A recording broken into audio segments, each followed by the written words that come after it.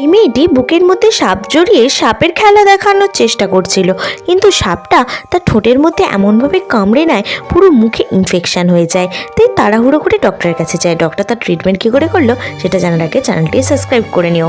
Doctor প্রথমে cotton বলে ওষুধ ঢেলে গোটা ইনফেকশন এরিয়াতে ভালো করে লাগিয়ে দিয়ে একটি ইঞ্জেকশন লাগিয়ে দেয় এবং সাপের দাঁতগুলিকে এইভাবে বার করতে থাকে। চলো বন্ধুরা, আজকে তোমাদের একটি পরীক্ষা নিই। বলো তো দেখি এই ছবিটার মধ্যে কটা মানুষ চশমা পরে আছে? জানলে কিন্তু কমেন্ট করে জানিও।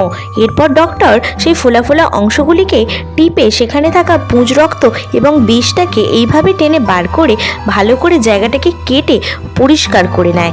এরপর দুটো ছোট ছোট পোকাকেও এইভাবে বার করে নেয়। অবশেষে একটি গাছগাছালি ওষুধের পেস্ট বানিয়ে মেয়েটিকে খাইয়ে দেয়।